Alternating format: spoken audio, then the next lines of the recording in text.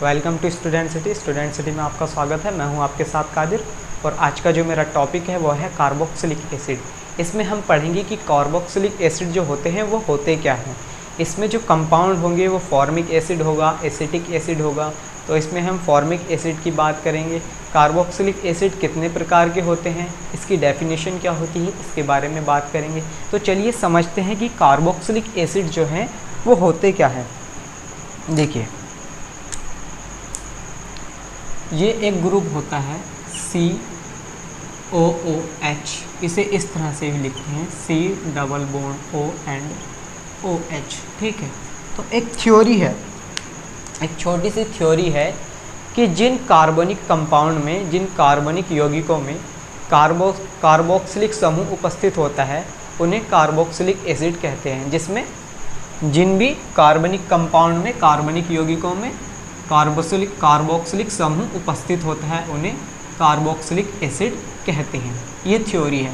तो इसका मतलब अगर ये समूह ऑर्गेनिक कंपाउंड में, कार्बनिक कंपाउंड में उपस्थित है तो वो कार्बोक्सिलिक एसिड होंगे। फॉर एग्जाम्पल करके देख लेते हैं, जैसे formic acid HCOOH and acetic acid CH3COOH। तो ये दोनों क्या हैं, ये कार्बोक्सिलिक एसिड है, क्योंकि इसमें कौन सा ग्रुप है, COOH एंड COOH होता है। इसके अलावा अब हम बात करेंगे कि ये जो कार्बोक्सिलिक एसिड होते हैं कितने प्रकार के होते हैं। तो देखिए, बहुत ही सिंपल है। जिन कार्बनिक कंपाउंड में COOH जो है एक होगा, COOH जो होगा एक होगा, तो वो होंगे मोनोकार्बोक्सिलिक एसिड। तो इसके एग्जाम्पल क्या हुए, इसके एग्जाम्पल तो यही हो गए फॉर्मिक एसिड और एसिटिक एसिड। जिनमें ये दो होते हैं, जिनमें ये दो होते हैं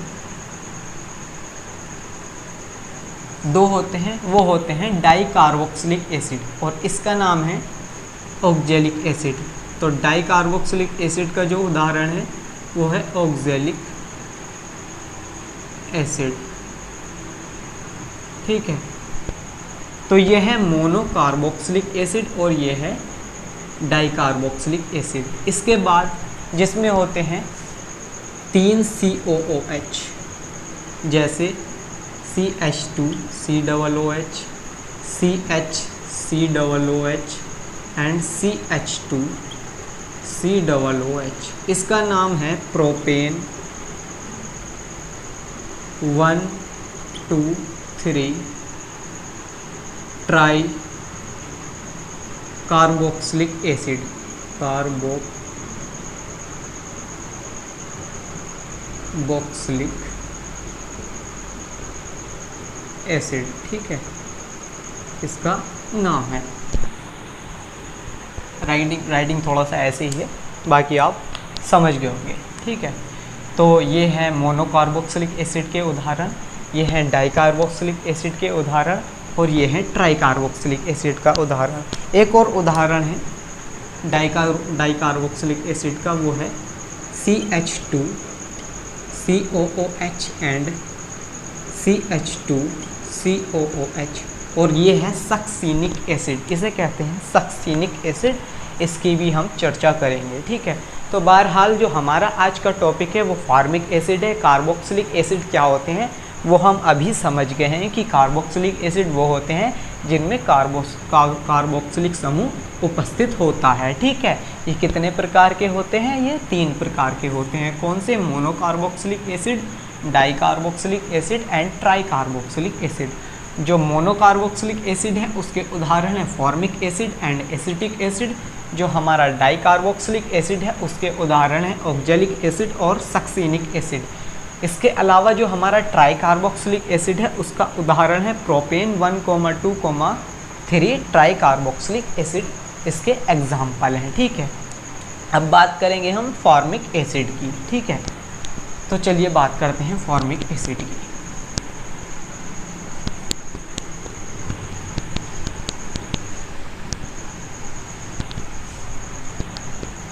देखिए, फॉर्मिक एसिड एक बहुत ही मोस्ट इम्पोर्टेंट टॉपिक है। तो इसमें भी हम देखेंगे कि क्वेश्चन किस तरह से आएगा। इसमें 2 नंबर में भी क्वेश्चन आ सकता है और 5 नंबर में भी क्वेश्चन आ सकता है। तो जो 5 नंबर में क्वेश्चन आएगा वो किस तरह से आएगा, तो 5 नंबर में क्वेश्चन आएगा कि फॉर्मिक एसिड बनाने की विधि का वर्णन कीजिए तथा इससे संबंधित रासायनिक गुण बताइए, इसके रासायनिक गुण बताइए। तो जब इस तरह से क्वेश्चन आएगा तो कम से कम हमें 4 तो रासायनिक गुण लिखने होंगे, ठीक है, और इसकी बनाने की विधि लिखनी होगी, प्रयोगशाला विधि, और इसके कम से कम 3 उपयोग लिखने होंगे। अगर हम ये चीज़ें कर देते हैं, इसके बनाने की विधि लिख देते हैं, 4 रासायनिक गुण लिख देते हैं और 3 उपयोग लिख देते हैं, तो हमारे 5 नंबर पक्के हो जाते हैं, ठीक है। तो 1 नंबर तो हमारा यहीं पर पक्का हो जाएगा अगर हम इस तरह से कर देते हैं, ठीक है। हमें क्या करना होगा, हम जो भी कंपाउंड बनाएंगे सबसे पहले उसका सूत्र लिखेंगे,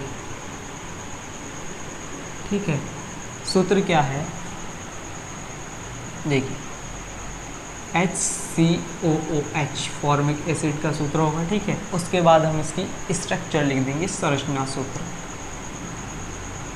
तो इसकी स्ट्रक्चर जो है, संरचना सूत्र जो है वो भी हल्का ही है, वो है HCOOH, ठीक है। इस तरह से इसकी संरचना सूत्र है। इसके अलावा बात करेंगे इसके IUPAC नेम की,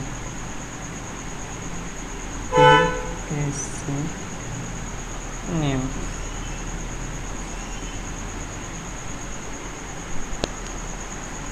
इसका जो IUPAC नेम है वो है मेथेनोइक एसिड, ठीक है। इसका जो IUPAC नेम है वो है मेथेनोइक एसिड। तो ये चीज़ें अगर हम कर देते हैं तो हमारा 1 नंबर पक्का हो जाता है, ठीक है। अब बात करेंगे इसकी बनाने की विधि की। देखिए, सबसे पहले मैं रिएक्शन लिखूंगा, उसके बाद में थ्योरी समझाऊंगा। तो रिएक्शन जो होगी वो कुछ इस तरह से होगी, देखिए CH2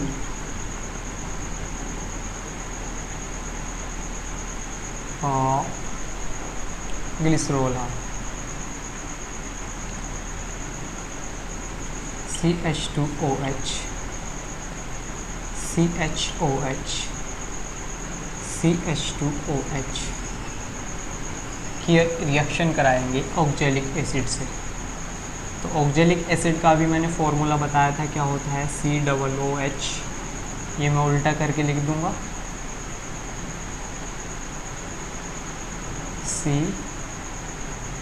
COONH, ये मैंने उल्टा करके लिखा है, ठीक है। तो इस तरह से क्या होगा, यहाँ से हमारा H2O निकल जाएगा, यहाँ से इतना टूट कर, ठीक है, माइनस H2। तो हमारा क्या बचेगा, अब हमारा बचेगा CH2OOC,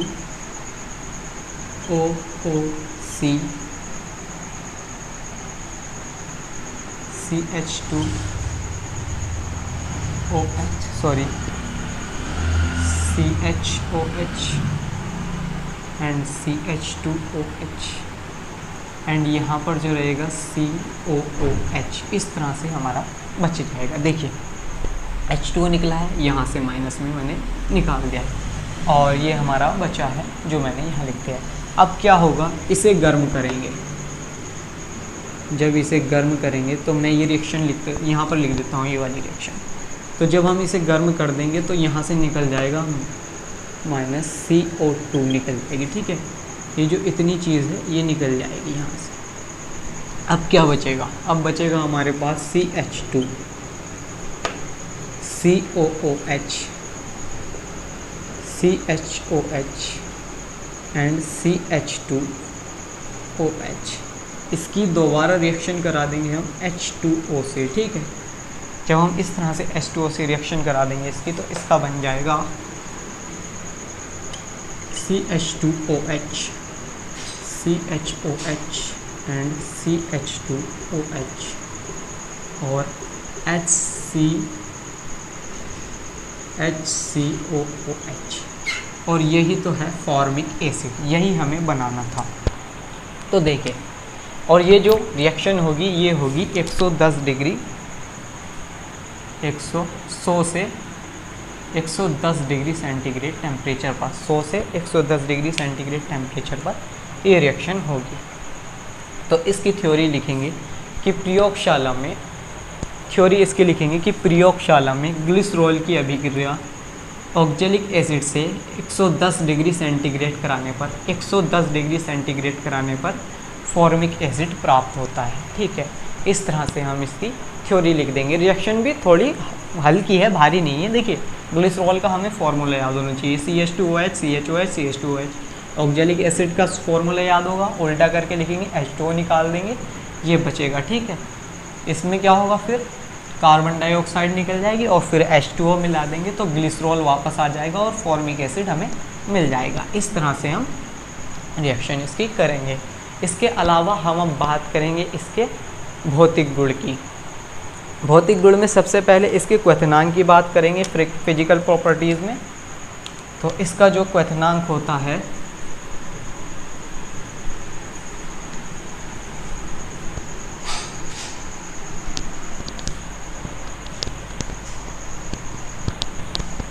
देखिए, इसका जो क्वथनांक होता है वो होता है 100.5 डिग्री सेंटीग्रेड। ठीक है, और जो फॉर्मिक एसिड होता है हमारा वो होता है रंगहीन, मतलब कलरलेस। ठीक है, और ये होता है कार्बनिक विलायकों में विलय। कार्बनिक विलायक मतलब अल्कोहल और ईथर वगैरह में विलय। ठीक है, विलायकों में विलय, और ये जल में भी विलय होता है। ठीक है, अधिकतर जो कार्बनिक कंपाउंड होते हैं वो जल में विलय नहीं होते हैं, लेकिन ये जल में भी विलय होता है। और ये जल के साथ विलय होता है तो क्या करता है, ये जल के साथ हाइड्रोजन बंध बनाता है। ठीक है, ये हाइड्रोजन बंध बनाता है। तो ये जो फिजिकल प्रॉपर्टीज़ होती हैं ये ऑब्जेक्टिव में पूछ ली जाती हैं कि निम्नलिखित में से 100.5 डिग्री सेंटीग्रेड क्वथनांक है, तो हमें दे देगा एसीटोन, फॉर्मल्डिहाइड, फॉर्मिक एसिड और एसिटिक एसिड दे देगा। तो हम टिक जो करेंगे वो करेंगे फॉर्मिक एसिड पे, मेथेनोइक एसिड पे। फॉर्मिक एसिड का जो IUPAC नाम है वो मेथेनोइक एसिड होता है। ठीक है, तो ये थी इसकी फिजिकल प्रॉपर्टीज़। अब हम इसके रासायनिक गुण की बात करेंगे, केमिकल प्रॉपर्टीज़ की बात करेंगे, which is very very important, क्योंकि 2 नंबर में आ जाती है। क्या होता है जब में आ जाती हैं, फिल इन द ब्लैंक्स में आ जाती हैं, तो इसके बारे में हम बात करेंगे। तो सबसे पहले जो बात करने वाले हैं हम इसकी अम्लीय प्रकृति की बात करने वाले हैं। अम्लीय प्रकृति, तो ये जो होता है HCOOH। ठीक है, ये जो HCOOH होता है ये हमारा टूटने के बाद क्या करता है, अगर हम इसे तोड़ते हैं तो ये जो चेंज होता है HCOO minus plus H positive एक प्रोटॉन देता है, एक प्रोटॉन देता है। तो इससे पता चलता है यह एक अम्लीय प्रकृति का है। तो इसकी कुछ रिएक्शन है, 2-3 रिएक्शन है इसकी अम्लीय प्रकृति की, वो देख लेते हैं। ठीक है, देखें, जैसे हम इसकी रिएक्शन कराते हैं अमोनियम हाइड्रोक्साइड के साथ, HCOOH प्लस NH4OH। ठीक है, तो NH4OH को मैं उल्टा करके लिख देता हूँ OH एंड NH4, ताकि H2O इस तरह से निकल जाए। ठीक है, इस तरह से H2O निकल गया, तो माइनस में मैंने H2O कर दिया है और ये हो गया है HCOO NH4 और इसका नाम है अमोनियम फॉर्मेट।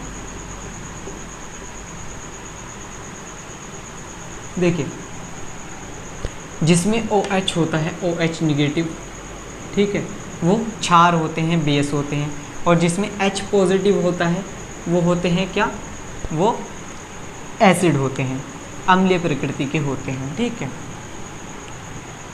तो इसकी जो थ्योरी है वो किस तरह से लिखेंगे कि किस तरह से पता चले कि ये अम्लीय प्रकृति का है। तो इसकी थ्योरी इस तरह से लिखेंगे कि फॉर्मिक एसिड अमोनियम हाइड्रोक्साइड के साथ अभिक्रिया करके अमोनियम फॉर्मेट बनाता है, तथा यह किसी भी क्षार को या अमोनियम हाइड्रोक्साइड को उदासीन कर देता है, ठीक है, उदासीन कर देता है। तो इस तरह से इसकी थ्योरी लिख सकते हैं। तो अमोनियम फॉर्मेट बनाता है, इस तरह से भी लिख सकते हैं कि फॉर्मिक एसिड अमोनियम हाइड्रोक्साइड के साथ मिलकर अमोनियम फॉर्मेट बनाता है, इस तरह से भी लिख सकते हैं। इसके अलावा इसकी PCl5 से रिएक्शन बहुत ही हल्की है, पूरी केमिस्ट्री में सबसे हल्की रिएक्शन जो है PCl5 के साथ है। देखिए HCOOH plus PCl5 arrow HCOCl plus PCl5 plus POCl3 plus HCl, ठीक है। पूरी केमिस्ट्री में जहाँ भी OH आता है, यदि किसी भी कंपाउंड में OH आता है तो वो Cl से रिप्लेस होगा। PCl5 से अगर रिएक्शन होती है तो Cl आएगा OH की जगह पर और POCl3 एंड HCl इस तरह से निकलेगा, ठीक है, इस तरह से निकलेगा अगर OH समूह उपस्थित है किसी भी कंपाउंड में, चाहे वो अल्कोहल हो, जैसे अल्कोहल में OH ग्रुप उपस्थित होता है, चाहे वो एसिड में हो, तो इसी तरह से रिएक्शन होगी। ये जो होता है ये अस्थायी होता है, ये बाद में HCOCl जो है अस्थायी होता है, तो बाद में ये टूटकर बनाता है HCl and CO carbon monoxide, ठीक है। जैसे कार्बन डाइऑक्साइड होती है तो ये कार्बन मोनोऑक्साइड होती है, ठीक। तो ये इसकी अम्लीय प्रकृति के एग्जाम्पल थे, ठीक है। इसी तरह से थ्योरी लिख सकते हैं कि फॉर्मिक एसिड PCl5 के साथ अभिक्रिया करके फास्फोरिल क्लोराइड बनाता है, इसका नाम है फास्फोरिल क्लोराइड, तथा कार्बन मोनोऑक्साइड रिलीज करता है, इस तरह से लिख सकते हैं। इसके अलावा हम अब बात करेंगे इसके अपघटन की।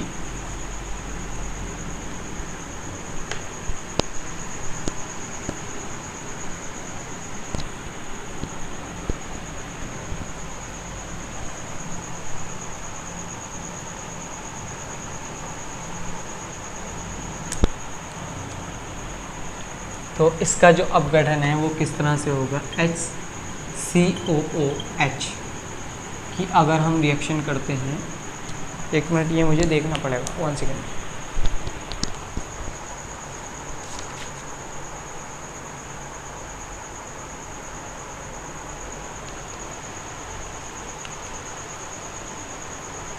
अच्छा देखिए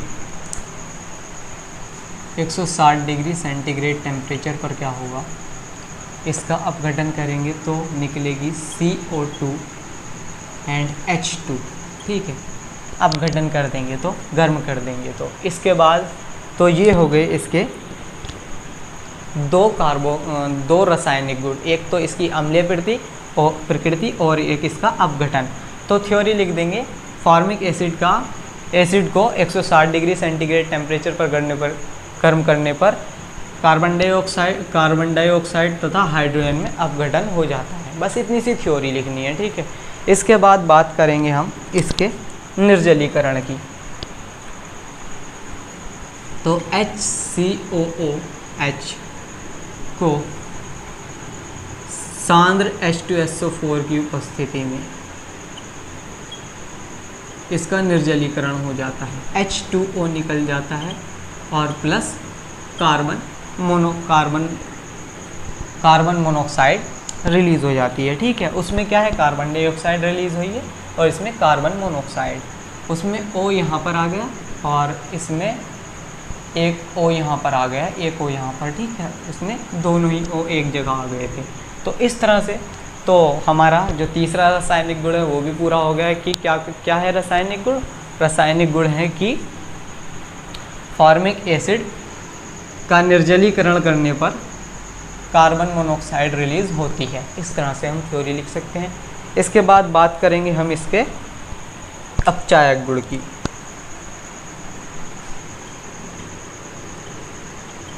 अपचायक गुण, तो इसका अपचायक गुण क्या है, मतलब HCOOH। अब इसका ऑक्सीडेशन कर देंगे हम तो बदल जाएगा हमारा CO2 प्लस H2O में, ठीक है। CO2 और H2O में इसका ऑक्सीकृत हो गई है, ऑक्सीडेशन हो गया है इसका, तो ये इसका एक अपचायक गुण है, ठीक है। तो थ्योरी लिख देंगे कि फार्मिक एसिड अपचयित होकर कार्बन मोनोऑक्साइड तथा कार्बन डाइऑक्साइड तथा जल देती है, ठीक है। इस तरह से इसकी थ्योरी लिख देंगे, हल्की हल्की रिएक्शन है, रासायनिक गुण में लिख देंगे और इस तरह से हमारा 5 नंबर का क्वेश्चन भी पूरा हो जाएगा। अगर हमने रासायनिक गुण लिख दिए 4 और हमने बनाने की विधि लिख दी, प्रयोगशाला में बनाने की विधि लिख दी इसकी, और इसके 3 उपयोग लिख दिए, ठीक है। तो इस तरह से हमारा कवर हो जाएगा। ये चीज़ें 2 नंबर में भी आ जाती हैं कि क्या होता है जब फॉर्मिक एसिड को सांद्र H2SO4 के साथ गर्म करते हैं तो क्या होता है, H2O निकलता है और कार्बन मोनोऑक्साइड निकल जाती है। क्या होता है जब 160 डिग्री सेंटीग्रेड टेम्परेचर पर फॉर्मिक एसिड को गर्म करते हैं। क्या होता है जब फॉर्मिक एसिड को अपचयित करते हैं या इसका ऑक्सीडेशन करते हैं। तो ये चीज़ें तो हमारे 4 तो रासायनिक गुण हो भी गए, एक अम्लीय प्रकृति और एक अपघटन और इसका एक अपचायक गुण और एक इसका निर्जलीकरण, ठीक है, जल निकाल दिया तो निर्जलीकरण। इसके अलावा अब हम बात करेंगे इसके अपचायक गुणों में टॉलन अभिकर्मक से रिएक्शन अगर हम करते हैं इसके अपचायक गुण में ही है वो भी HCOOH प्लस Ag2O, ये है टॉलन अभिकर्मक। रिएक्शन इस तरह से आ जाती है कि क्या होता है जब फॉर्मिक एसिड की अभिक्रिया टॉलन अभिकर्मक से करते हैं तो इस तरह से हो जाता है, ठीक है। ये जो Ag है ये तो 2Ag आ जाता है, ठीक है, 2Ag, और इसी तरह से वापस से ऑक्सीडेशन जैसे पहले कराया था सेम ऑक्सीडेशन हो जाएगा इससे, प्लस क्या हो जाएगा CO2 प्लस H2O, सेम ऐसे का ऐसे ही, ठीक है। इसी तरह से क्यूप्रस ऑक्साइड या फेलिंग विलियन, इसका नाम है फेलिंग विलियन 2CuO, इसका नाम है फेलिंग विलियन।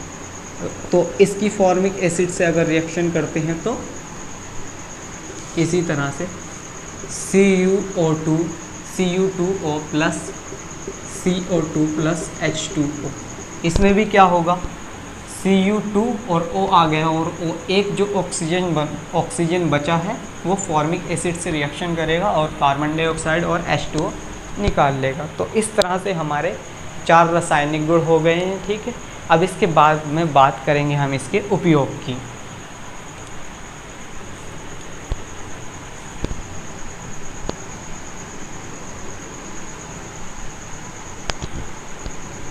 देखिए इसका उपयोग कहाँ कहाँ होता है। प्रयोगशाला में विलायक के रूप में हर किसी कंपाउंड का यूज़ होता है, तो इसका यूज़ भी क्या होगा, प्रयोगशाला में विलायक के रूप में होगा, ठीक है। इसके अलावा इसका जो दूसरा यूज़ होता है रबड़ के स्कंदन करने में, ठीक है, रबड़ का स्कंदन करने में इसका यूज़ होता है। और नंबर 3 जो इसका यूज़ होता है वो होता है प्रयोगशाला में कार्बन मोनोऑक्साइड बनाने में, कार्बन मोनोऑक्साइड बनाने में, CO बनाने में, जो हमने भी अभी बनाई थी। तो इस तरह से इसका उपयोग होता है। तो जो ये छोटा सा टॉपिक था वीडियो को मैं यहीं पर लास्ट करूँगा। इसके अलावा फॉर्मिक एसिड में आपको और कहीं से क्वेश्चन नहीं मिलेगा, यही मिलेंगे। इसके अलावा फॉर्मिक एसिड का फॉर्मिक एसिड नाम क्यों है, तो जो चींटी है, चींटी को लैटिन भाषा में कहा जाता है फॉर्मिका, और फॉर्मिक एसिड जो पाया जाता है वो चींटी में पाया जाता है। और अगर फॉर्मिक एसिड को सुई के नोक पर रखकर और उसे चुभाया जाए तो सेम ऐसी ही फीलिंग आएगी जैसे चींटी को काटने पर आती है। तो फॉर्मिक एसिड इसलिए नाम रखा गया है क्योंकि ये बिच्छू में भी पाया जाता है, चींटी में भी पाया जाता है, और लैटिन भाषा में चींटी को कहते हैं फॉर्मिका, तो इसलिए इसका नाम फॉर्मिक एसिड पड़ गया है। तो मैं आशा करूँगा अगर आपको वीडियो अच्छी लगी हो तो वीडियो को लाइक करें, शेयर करें और मेरे चैनल को सब्सक्राइब करें। Thank you.